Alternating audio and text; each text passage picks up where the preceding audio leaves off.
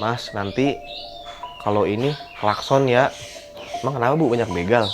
Bukan begal mas. Duh, ada yang nyebrang. Apaan? Udah nggak usah dibahas di sini mas. Bu sebenarnya ada apa sih? Ini anak saya meninggal. Aku baru kali ini gue diginiin. Semenjak gue narik online, nggak pernah gue diginiin. Saya biasanya Jabodetabek mas sendirian. Ini karena berhubung kesini aja makanya saya bertiga. Waduh, dalam hati gue, emang ada apaan sih? Tadi di depan supirnya sama krunya di depan semua kan, boleh sekatan itu yang ambulan ya. Terus yang di belakang siapa itu? Aduh, gue makin horor di belakang ambulan ya kan. Wah ini mah kuburan nih gede kayak nih. Pas gue senterin, iya om, pakai kamera HP gue senterin. Wah kuburan semua nih, kacau nih kan. Salah berhenti kita nih. Gue denger suara gini om, kayak orang manggil gue gini om. Psst, psst, psst. Itu perasaan gue langsung down itu gue, aduh siapa yang ngusupin gue ini gue kan.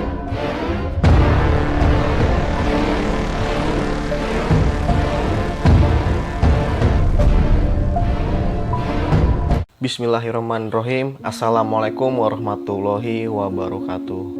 Balik lagi bersama gue Ivan di channel Jalan Bersama. Kali ini gue mau sharing pengalaman pribadi gue waktu gue narik taksi online. Kejadiannya itu sekitaran tahun 2015-an, semenjak lagi ada booming-boomingnya taksi online. Saat itu sore-sore gue narik.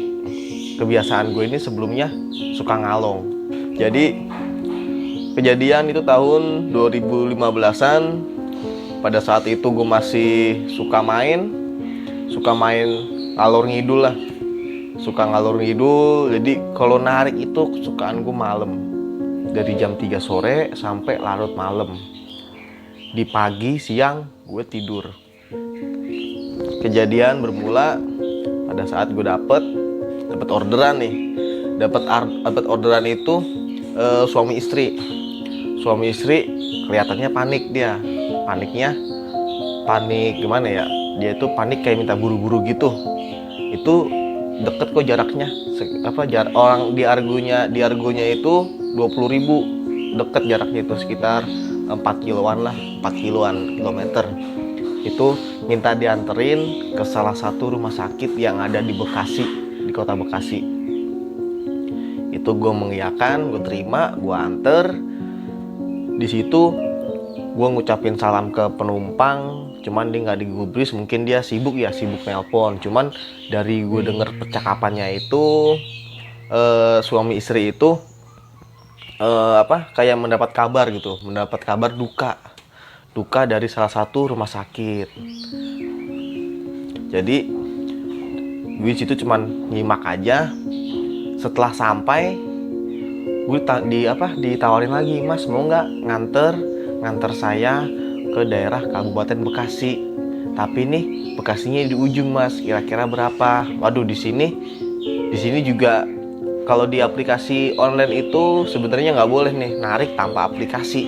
Itu sebenarnya pelanggaran, bisa disuspend. Cuman di sini gue ngeliatnya tuh urgent, kabar duka, makanya gue mengiyakan dan gue menyepakati tawaran harga dari penumpangnya. Sekian mas, oke. Dan saat itu gue mau akhirnya gue anter. Baru berapa kilometer dia ngomong, mas ini jalan daerah Bekasinya ujung loh mas, ujungnya gimana? Dekat laut gitu. Wah, dekat laut. Pada saat itu gue baru tahu nih di Bekasi ada laut. Di Bekasi ada laut, gue baru tahu. Sumpah gue baru tahu itu Bekasi ada laut.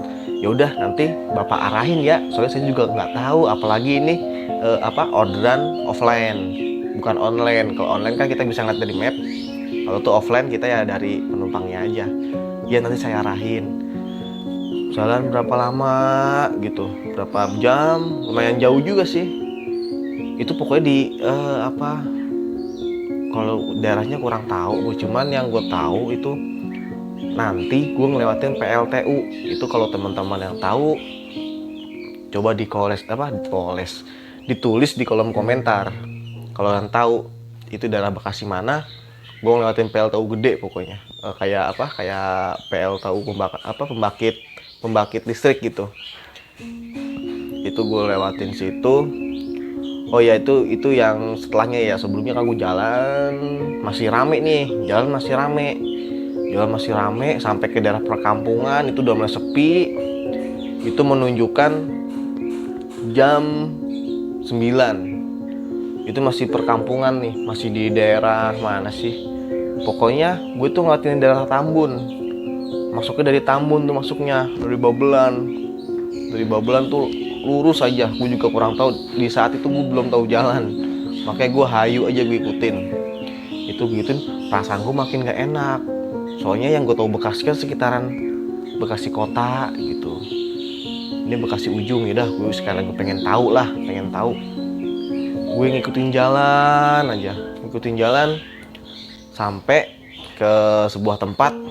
Jalannya sempit buat jalan 2 mobil itu ngepres gitu. Jalan 2 mobil ngepres. Itu gue diwanti-wanti sama penumpangnya, "Mas, nanti kalau ini klakson ya." "Emang kenapa Bu, banyak begal?" "Bukan begal Mas, suka banyak yang nyebrang." Dari situ gue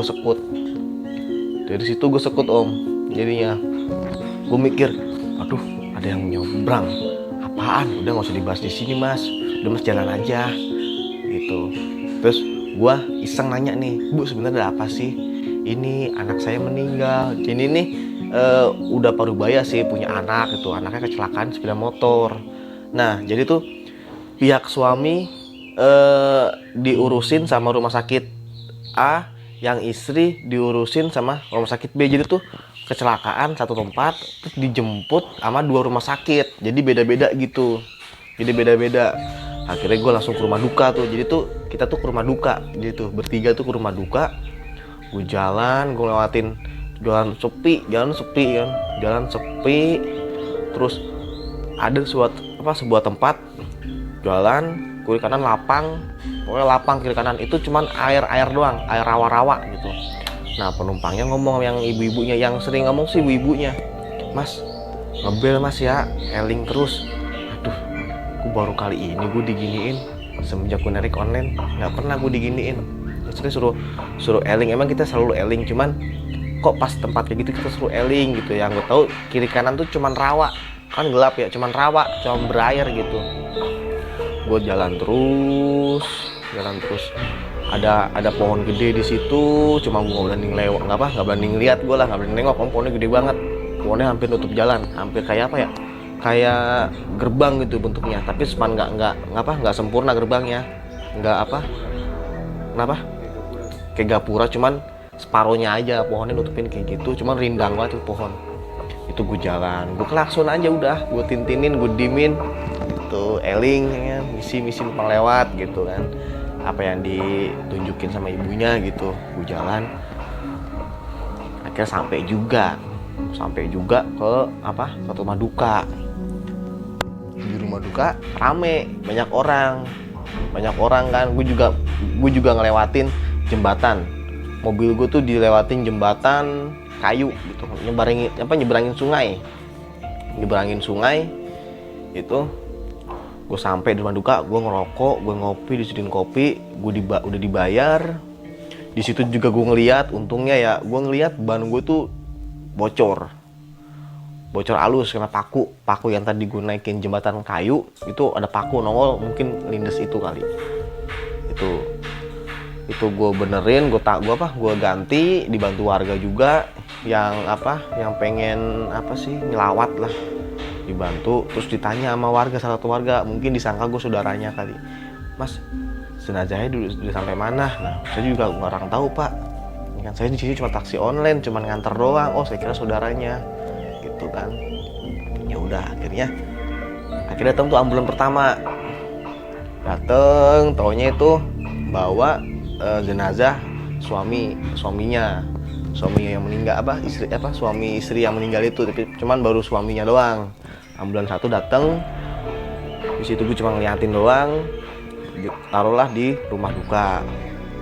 Nah, supir ambulan yang pertama gue udah bilang, "Bang, kalau mau pulang bareng ya."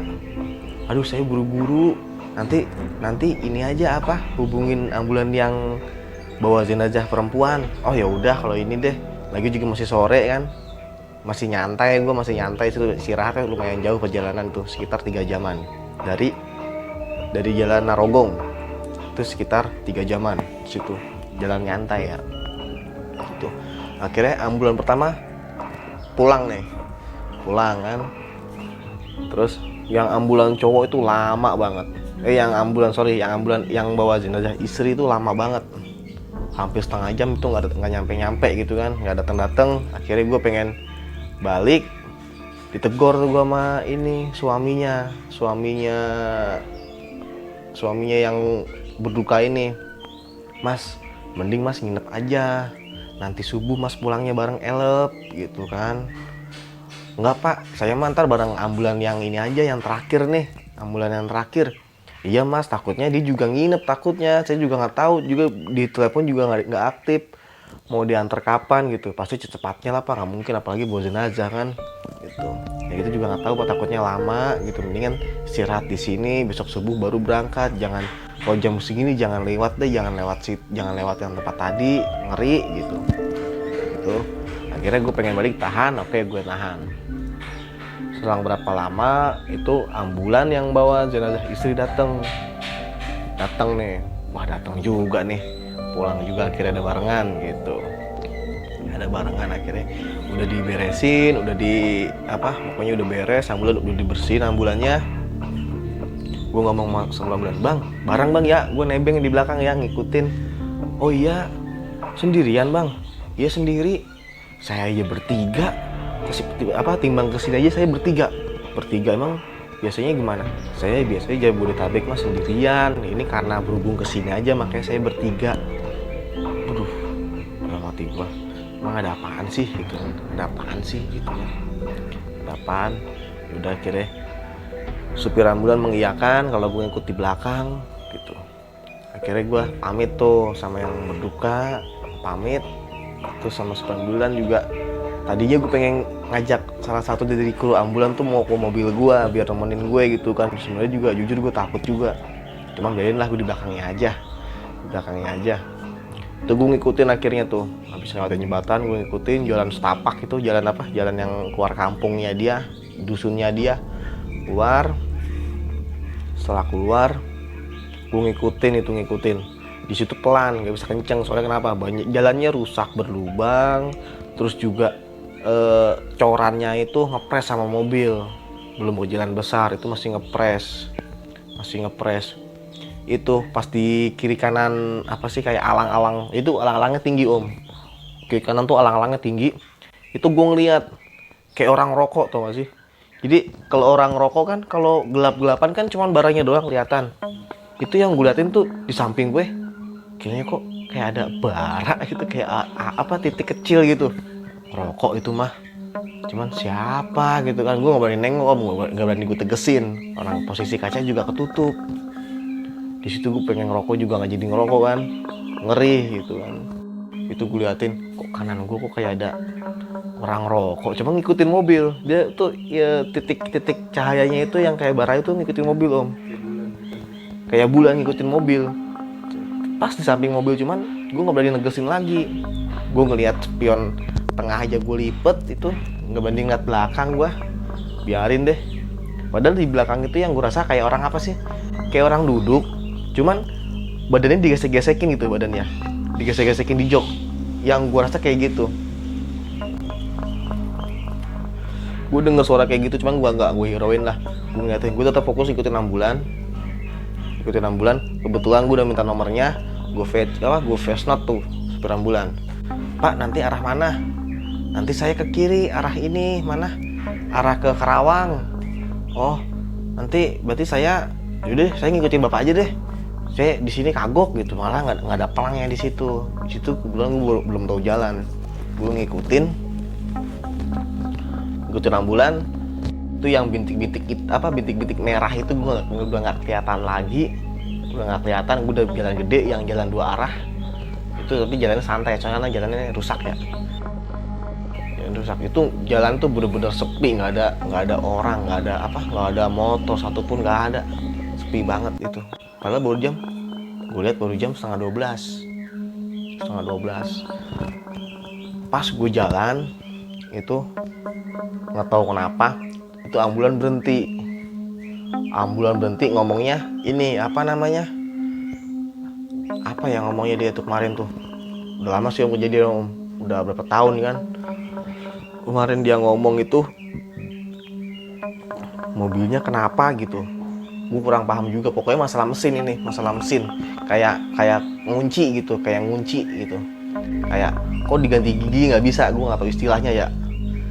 Oke, akhirnya berhenti, gue ikutin berhenti, gue samperin tuh, gue keluar, gue samperin, nah bang, nggak ini selip ini koplingnya, koplingnya selip gitu, digas nggak mau jalan.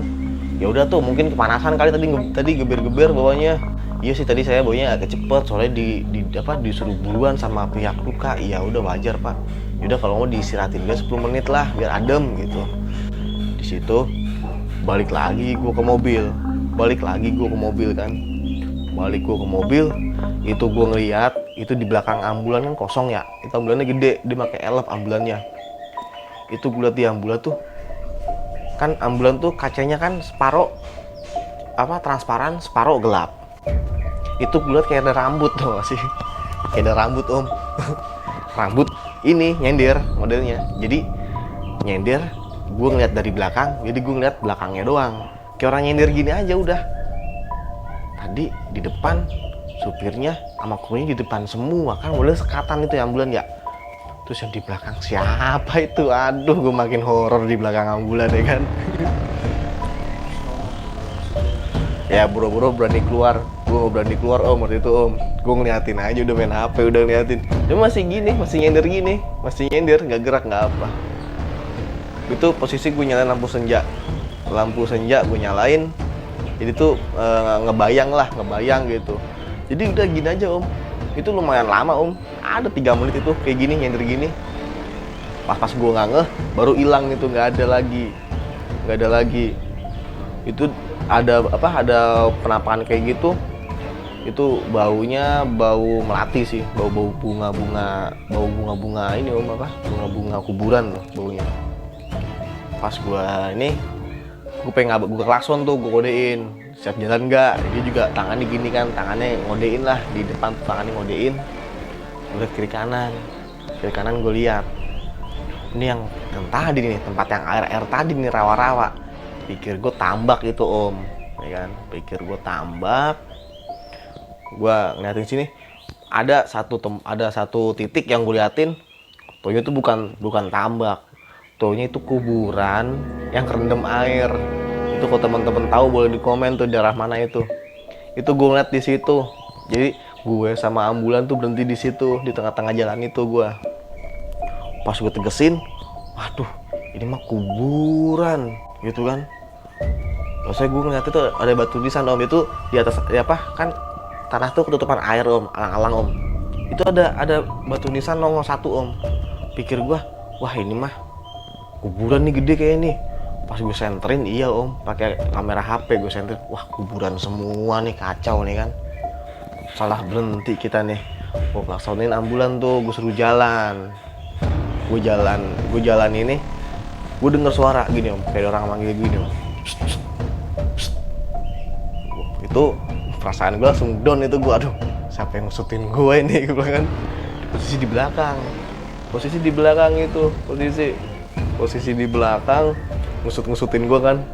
Jadi tuh seolah-olah gue suruh nengok ke belakang gitu. Nah, posisi kan gue di depan kap ya.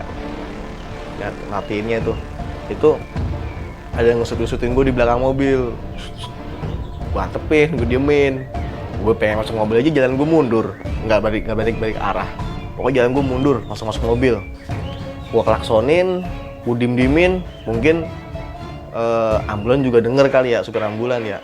Akhirnya jalan tuh, walaupun masih selip, bau karet kebakar.